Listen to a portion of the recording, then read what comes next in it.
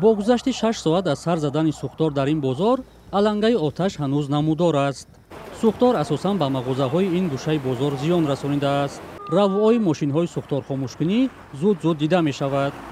маъмурияти бозор иҷозат надод ба ҷои ҳодиса наздиктар шавем ва бо худи тоҷирон ва дигар масъулон ҳамсӯҳбат шавем.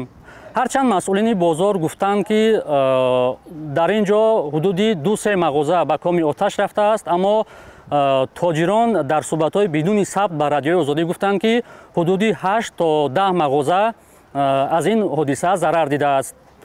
дар бозори сохтмони шаҳри Ҳисор масъулон таъкид карданд ки сӯхтор соати 4 субҳи имрӯз ба миён омад ва сари вақт аз сӯи сӯхторхомӯшкунон бартараф карда шуд.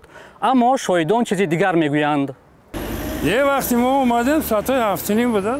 Сӯхтор рафта истода буд. ҳам мошинои пажархомӯшкунӣ чандта буд оварда алова хомӯш карда шуда буданд. Тамом. ин ҷавон ҳам субҳи имрӯз шоҳиди сӯхтор шудааст. мо ҳам аки саҳар омадем дидем ки бисёр вазъиятҳои бозор чия нотинҷ айдаам. таки бародарора ки чиёшон хела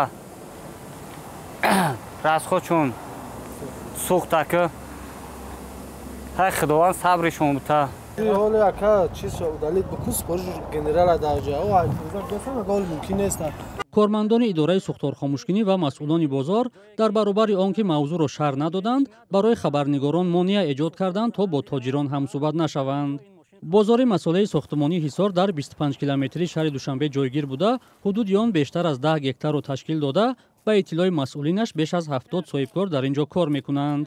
баъзе ҳамсӯҳбатон ин бозорро муталлиқ ба Муродалӣ Алимардонов, яке аз мансабдорони собиқи ҳукумати Тоҷикистон медонанд, вале маълум нест худи ӯ дар ин бора чӣ назар дорад. оташ гирифтани бозорҳо дар гӯшаҳои гуногуни Тоҷикистон солҳои охир зиёд иттифоқ меуфтад.